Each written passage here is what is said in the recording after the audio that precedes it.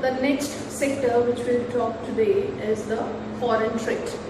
So again, before the colonial rule, Indians were known for their goods worldwide. Indian handicrafts were world famous.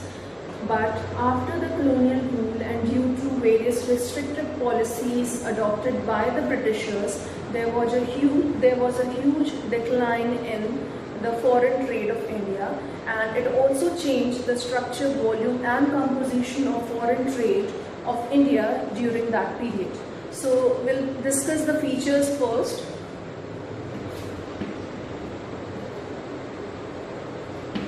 So the first feature is India became an exporter of raw material and importer of finished goods.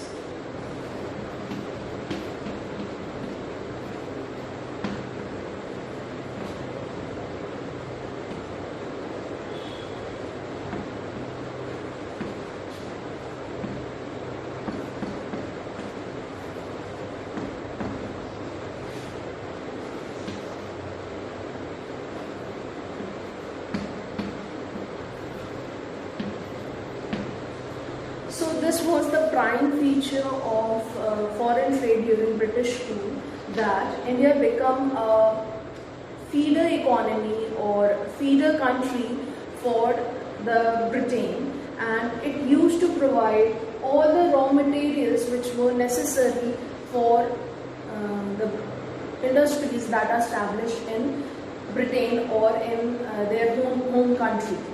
And it also became an importer of finished goods. So whatever they used to export to Britain, the Britain industrialists used to process that raw material into finished good, and then they used to export those goods to our country.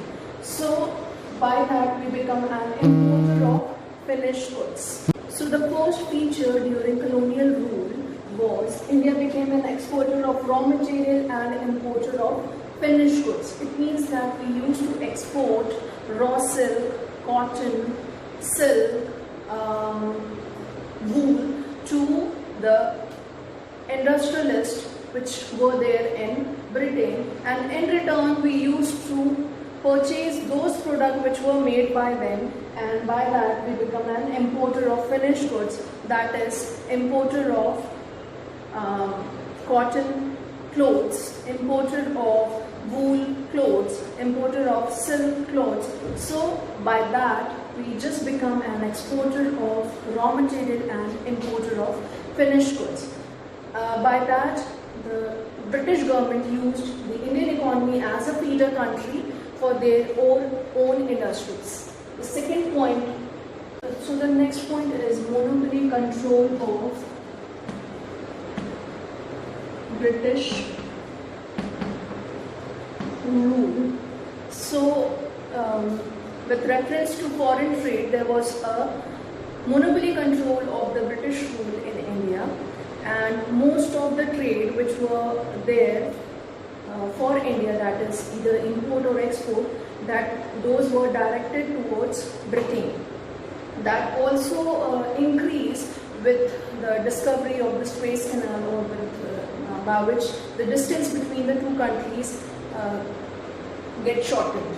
So the monopoly control of British rule was there during the colonial period, and whatever more than half of the product or the half of the trade were between these two countries. India was only allowed to trade with Ceylon, which is current Sri Lanka, and with Persia, which is Iran, and also China was also there amongst the trading country. So more than half of the trade was directed towards Britain, and whatever is being left is being transported, or there was a trade between India and China, India and Ceylon. At that time it means that Sri Lanka for now, and India and Persia, which is Iran, today's Iran.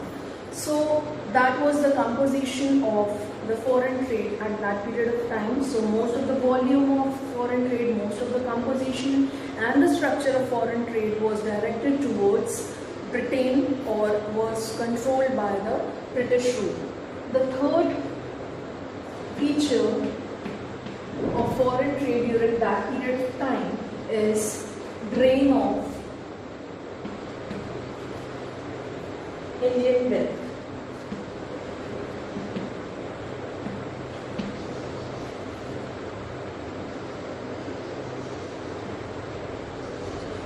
So there was a huge drainage of Indian wealth to the Britain, mainly due to this reason, that is, we become an importer of finished goods.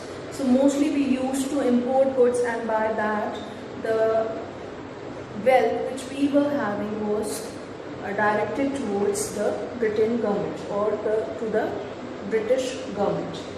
The last point is misuse of export surplus. As we were exporting raw materials, so the foreign trade of India during that period of time was in surplus. Surplus means exports are more than imports, but those surplus were not at all being used for the development of the country.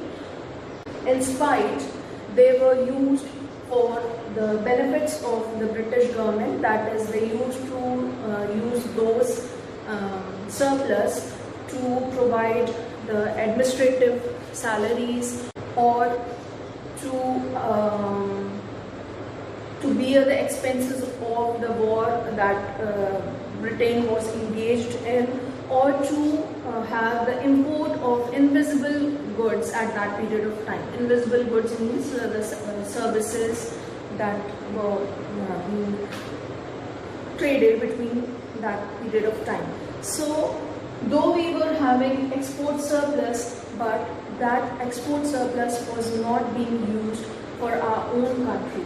So these are the features of foreign trade during the British rule. So we became an exporter of raw material and importer of finished goods. There was a monopoly control of British rule on the foreign trade. There was a drainage of Indian wealth towards or they were directed to Britain government, and whatever export surplus which we were having were being misused by the British government. So these were the key features of foreign trade during the colonial rule. I hope that these concepts are clear to you all students.